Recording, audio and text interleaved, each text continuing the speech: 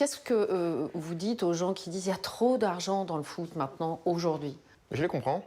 Quand on te donne une somme comme ça à la télé, et on vous donne des sommes dithyrambiques, vous vous dites « Waouh, qu'est-ce que c'est que ça ?» On dit 100 millions d'euros pour vous, Oui, par an. peu importe le chiffre. Honnêtement, je ne sais pas exactement quel est le chiffre. Ça, c'est la vérité. En seulement quelques années, Kylian Mbappé est devenu le joueur le mieux payé d'Europe. Et tout a commencé en 2016 à Monaco où il a signé son tout premier contrat pro pour un salaire à l'époque d'1 million d'euros par an. Monaco, c'était à quoi boulevard? 1 million d'euros à tout juste 17 ans. Moi, je suis rentré dans la vie active à 16 ans. On rentre pas tous dans la vie active à 16 ans. Et seulement une année plus tard, en 2017, Kylian Mbappé est prêté au PSG pour une saison avec une option d'achat obligatoire de 180 millions d'euros. Il y a un prix, on t'a acheté cher.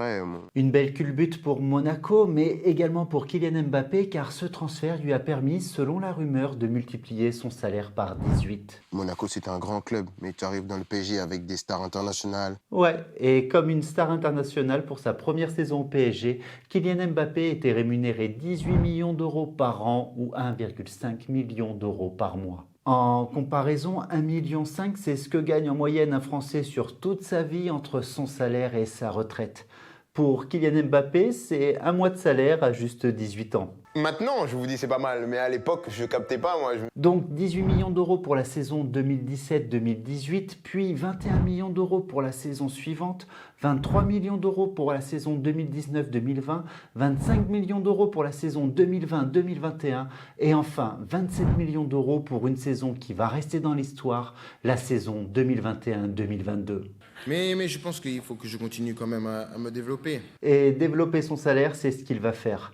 Pour vous remettre dans le contexte, en 2018, Kylian Mbappé avait paraphé avec le Paris Saint-Germain un contrat sur 4 ans. Et en juin 2022, il était donc libre de signer dans n'importe quel club sans aucune indemnité de transfert pour le PSG. Paris voulait bien entendu renouveler le contrat de la pépite de Bondy, mais déjà à l'époque, le club de ses rêves, le Real Madrid, était aux aguets pour récupérer Kylian Mbappé sans payer le moindre euro au PSG. S'ensuit une bataille médiatique, une bataille des contrats et même la participation d'Emmanuel Macron et de Nicolas Sarkozy aux négociations. Le président aime le foot, M. Sarkozy aussi. Donc on a beaucoup échangé sur cette éventualité de continuer à Paris ou de partir à Madrid. Mais ils m'ont fortement reconseillé de continuer dans mon pays, de continuer encore un peu à écrire l'histoire du Paris Saint-Germain. Il les a écoutés et donc Kylian Mbappé finit par prolonger pour 2 années supplémentaires et une avec option au PSG pour un salaire estimé à 72 millions d'euros par an. Oui, au final, en passant de 27 millions d'euros à 72 millions d'euros, Kylian Mbappé a juste inversé les chiffres de son dernier salaire dans la négociation de son contrat. J'avais pas fait le compte comme ça.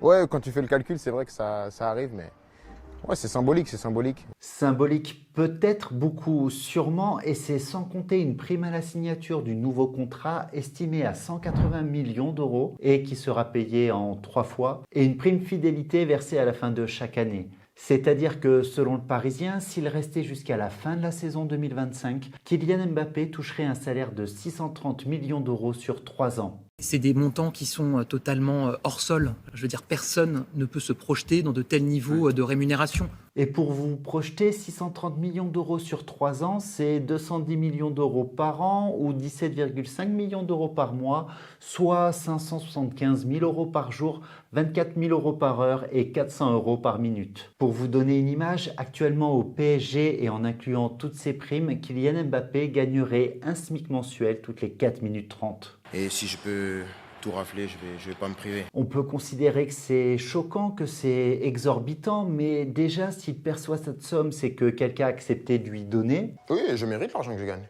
Je l'ai volé à personne. Et surtout, au final, vous comme moi, on est tous gagnants dans cette histoire. Oui, parce que je suis français. Oui, et Kylian Mbappé est actuellement l'un des Français qui paye le plus d'impôts en France. Et ça, le gouvernement l'a bien compris. Il va payer beaucoup d'impôts. Merci pour les impôts qu'il va payer, voilà. C'est une bonne chose en tout cas qu'il les paye en France plutôt qu'il les paye ailleurs. Sauf que le 15 février 2024, tout s'écroule. Kylian Mbappé annonce officiellement au président du club qu'il quittera le PSG à la fin de la saison. Et même si les supporters de l'OM, la réaction d'Emmanuel Macron en apprenant la nouvelle devait plutôt ressembler à celle d'un supporter parisien après la remontada de 2017, plutôt qu'à un supporter de Marseille après la victoire de 93. car lui savait combien la France perdrait avec ce départ. Le ministre du Budget voit qu'il y a, je crois que c'est un peu plus de millions d'euros de rentrée fiscale pour l'État. Cotisations sociales, impôts sur le revenu, contributions exceptionnelles sur les hauts revenus. Je vais estimer dans cette vidéo combien Kylian Mbappé rapporte actuellement à l'État, combien nous allons perdre avec son départ, et ça risque de vous choquer. C'est difficile parce que j'ai pas beaucoup envie de parler de ça. C'est quelque chose dont j'ai pas envie de parler. Je n'aime pas trop parler de ce sujet, mais vu que vous m'en parlez, je vais en parler. Et voilà. Je tiens à préciser déjà que je paye tous mes impôts en France. Mais avant de parler de Kylian Mbappé, on va commencer par parler un peu du Paris Saint-Germain. Ce club, il compte beaucoup pour moi, tout le monde le sait. Vous ne le savez peut-être pas, mais ce club n'est pas une association sportive, mais une société par action simplifiée. Et comme toute société, elle doit transmettre chaque année ses comptes. À la fois à la DNCG, qui est l'organe de surveillance des clubs de football, mais aussi au tribunal de commerce pour que tout client ou fournisseur puisse avoir un avis sur la situation financière du PSG. Et donc, on a tous accès aux comptes du club, c'est-à-dire à son bilan qui récapitule ce que le Paris Saint-Germain possède, principalement les droits sur les joueurs qui sont représentés par les indemnités de transfert payées qui sont étalées sur la durée du contrat, et aussi ce que le club doit, c'est-à-dire presque 600 millions d'euros de dettes. Sans commentaire, je laisse ça à Romain Molina. Mais ce qui va nous intéresser pour cette vidéo, c'est le compte de résultat du club. En simplifiant, le compte de résultat récapitule ce que gagne et ce que dépense une société sur une année. Et dans les comptes de résultat du PSG, on apprend que sur la saison 2020-2021, le club a généré un chiffre d'affaires de 518 millions d'euros et que son premier poste de dépense correspond aux salaires et charges sociales qui représentent à eux tout seuls le montant des recettes du club avec 410 millions d'euros de salaires versés et 108 millions d'euros de charges sociales. Mais au final, ces charges sociales, ce sont quoi ? C'est quelque chose qui n'a pas de prix. Qui n'a pas de prix, mais qui a un coût. Pour vous expliquer simplement, lorsqu'une entreprise négocie un contrat avec un salarié, on va souvent parler de salaire brut. Ce salaire brut, ce n'est pas réellement le salaire que touche le salarié, mais c'est la base de calcul des cotisations sociales. Et à la fois l'entreprise, ici le PSG, et le salarié, donc les joueurs, vont payer ces cotisations sociales. On parle alors de charges patronales pour la part des cotisations payées par l'entreprise, et qui correspond aux 108 millions d'euros payés par le PSG. Et on parle de cotisation salariale pour la part payée par le salarié lui-même et qui correspond à la différence entre salaire brut et salaire net. C'est spécial. C'est spécial et pour info, avant que vous commenciez à râler dans les commentaires, ce sont ces cotisations sociales payées qui permettent à un salarié d'obtenir des droits comme le chômage, la couverture maladie, les allocations familiales ou la retraite par exemple. Et comme la France n'a pas de grandes réserves, ce sont les cotisations sociales des uns qui payent à un instant T les droits des autres. Et je pense que c'est le cursus normal de la vie. Lorsque on t'a aidé, tu arrives dans une position où tu as réussi et c'est à ton tour d'aider. Et en 2024, pour un salaire brut de 3 000 euros par mois, une entreprise paye en moyenne 1 000 euros de charges patronales et elle retient à son salarié 650 euros au titre des cotisations salariales. Ça veut dire que si vous négociez un salaire brut de 3 000 euros par mois, vous toucherez dans les faits 2 350 euros net avant impôt sur le revenu et l'entreprise versera aux différentes caisses 1 650 euros. Vous aurez donc coûté dans les faits 4 000 euros à l'entreprise pour un salaire net de 2 350 euros. Sacrée différence quand même. Et cet exemple, c'est pour un salarié classique déjà bien rémunéré. Mais Kylian Mbappé perçoit lui un salaire de 17,5 millions d'euros par mois. Et vous devez sûrement vous demander, mais combien ça peut générer de cotisations ? Oui, il y aura toujours des questions comme ça. Et pour connaître le montant des cotisations, j'ai fait une simulation de salaire sur le site du gouvernement. Et pour 17,5 millions d'euros par mois, on peut estimer que le PSG reverse chaque mois 6 millions d'euros aux différentes caisses sociales, 4,2 millions d'euros au titre des charges patronales et 1,8 million d'euros au titre des cotisations salariales. Ça veut dire que le salaire net de Kylian Mbappé n'est pas de 17,5 millions d'euros, mais de 15,7 millions d'euros. Ça permet de vivre, sauf que comme vous pouvez le voir sur la simulation, le salaire net payé par le PSG n'est lui que de 7,8 millions d'euros. Alors, d'où vient cette différence de presque 50%? Je veux savoir, je vais être émerveillé. Cette merveille, c'est un autre prélèvement qui s'appelle l'impôt sur le revenu. Car si tout salaire mérite cotisation sociale, en France, tout salaire mérite aussi impôt sur le revenu. Et cet impôt, il est payé en 2 fois. une fois tous les mois directement par l'employeur qui retient sur le salaire ce qu'on appelle le prélèvement à la source, et un solde est payé ou remboursé l'année suivante après que vous ayez fait votre déclaration de revenus. Et donc si on regarde un bulletin de paye de Kylian Mbappé, son salaire brut est de 17,5 millions d'euros par mois, le total des retenues sociales est de 4,2 millions au titre de l'employeur et de 1,8 million au titre du salarié, ce qui donne un salaire net de 15,7 millions d'euros. Salaire net duquel le PSG doit retenir un prélèvement à la source de 8 millions d'euros qui est viré au trésor public, et donc au final, Kylian ne touche que 7,8 millions d'euros sur les 17,5 millions d'euros négociés dans son contrat. Mais on sait comment ça se passe. Au début, c'est l'amour et après, il y a des choses un peu moins bien qui arrivent. C'est un peu beaucoup moins bien ce qui arrive pour Kylian Mbappé, et l'air de rien pour le Paris Saint-Germain, la dépense, elle n'est même pas de 17,5 millions d'euros, mais de 21,7 millions d'euros en intégrant les charges patronales. Ah, ça dépend pas de moi, ça, par contre. Non, ça dépend pas de lui, c'est le cas pour tous les salariés français. Et au final, Kylian ne perçoit qu'un tiers des sommes dépensées par le PSG, et j'avoue, ça fait quand même mal quand on visualise, et ça, quel que soit le salaire touché. Voilà, on a laissé beaucoup de plumes et au final, on s'est fait plumer direct. Et c'est pas fini, car comme je vous l'ai dit, le prélèvement à la source, ce n'est qu'un acompte sur l'impôt sur le revenu. Et quand on paye des acomptes, à un moment, il faut payer le solde. Ouais, je pense que je peux arriver encore plus, mais je suis déjà pas mal. Encore plus? Mais d'après vous, combien d'impôts paye réellement Kylian Mbappé? Alors, pour vous expliquer le principe, en France, le barème de l'impôt sur le revenu est progressif et par tranche. C'est-à-dire que le taux d'imposition augmente avec le niveau des revenus. Ce taux va de 0 à 45% et comme il est par tranche, chaque partie de votre revenu sera imposée à un taux différent. Pour les revenus de 2023 déclarés en 2024 par exemple, le salaire jusqu'à 11 294 euros sont imposés à 0%. Ensuite, la part des revenus compris entre 11 295 euros et 28 797 euros est imposée à 11%. Ensuite, la part comprise entre 28 798 euros et 82 341 euros est imposée à 30%. Au-dessus, la part des revenus compris entre 82 342 euros et 177 106 euros est imposée à 41%.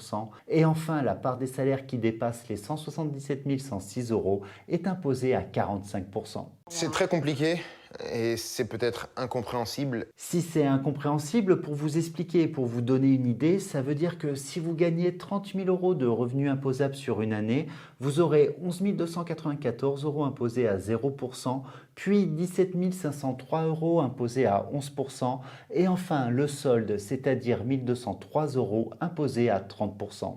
Et ce schéma me permet de casser un mythe. Car j'entends parfois des gens qui ne veulent pas augmenter leurs revenus de peur de sauter une tranche d'imposition et de payer beaucoup plus d'impôts en pensant que tout leur salaire sera imposé à la nouvelle tranche. Mais comme vous le voyez dans cet exemple, c'est faux. Si vous dépassez la tranche des 30%, ce n'est pas tout votre revenu qui sera imposé à 30%, mais simplement la part des revenus qui dépasse les 28 797 euros.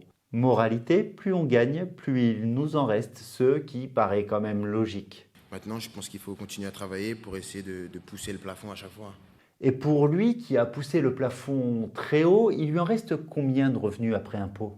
Pour commencer, pour déterminer l'impôt payé par Kylian Mbappé, il faut déterminer son revenu imposable. Car en France, comme tout est simple, le revenu qui sert de base au calcul de votre impôt sur le revenu ne correspond pas au revenu que vous touchez.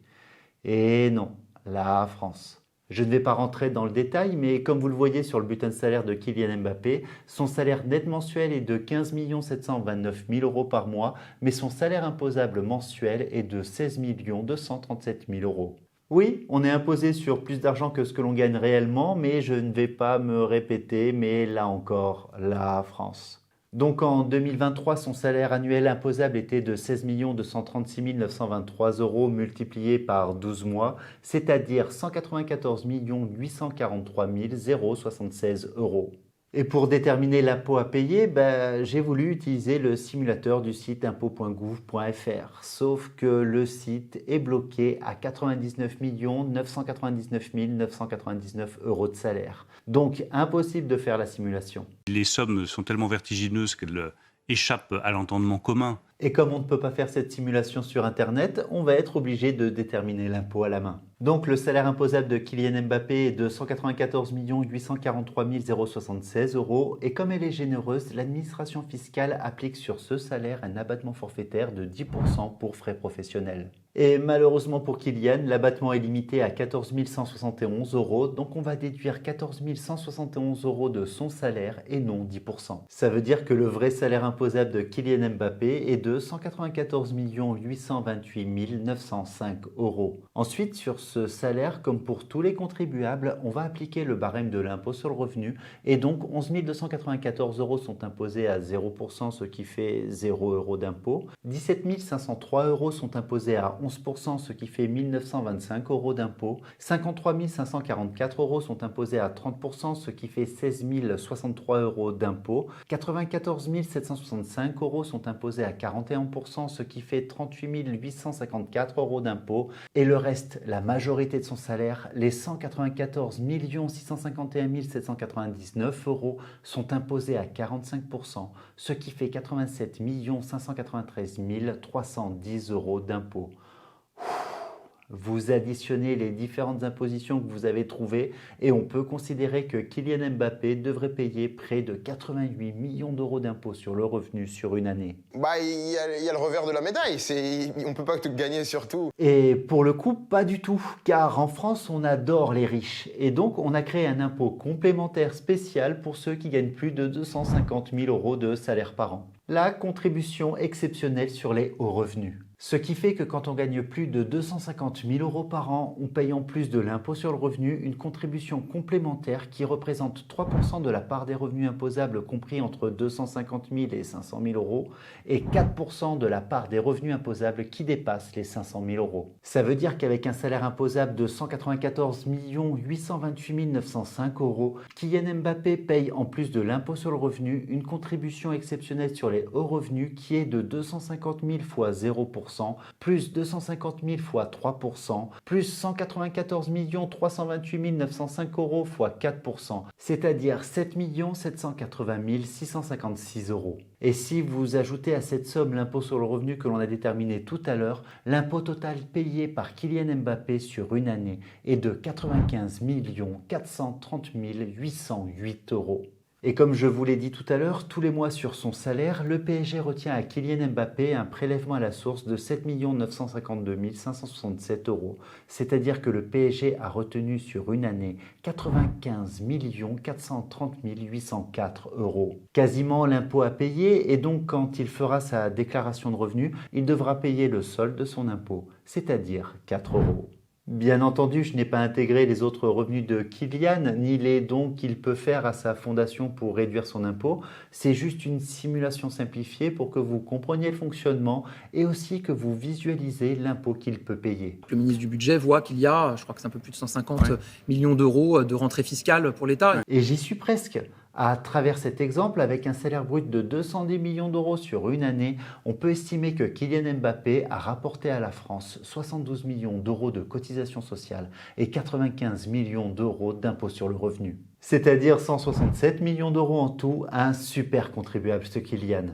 Je suis à la fois scotché, ému et fier. Et pour vous donner une image, juste pour info, en France, on est 68 millions de personnes. Donc, ça veut dire que le départ de Kylian Mbappé du Paris Saint-Germain vers le Real Madrid, c'est comme si chaque Français devait payer 2,50 € à l'État pour compenser les pertes de son départ vers l'Espagne. Et encore, à ce moment-là, je n'ai pas valorisé tous les revenus liés à la TVA sur les produits dérivés et les pertes liées à la future négociation des droits TV. Mais ça vous montre quand même que plus il y aura de riches en France, plus automatiquement il y aura moins d'impôts à payer pour les autres. Bien sûr, et c'est la vie qui est comme ça. C'est pas quelque chose de mal, c'est la vie qui fonctionne comme ça. Et en parlant de riches, est-ce que vous connaissez l'opération qui a rendu Cyprien et Squeezie millionnaires ?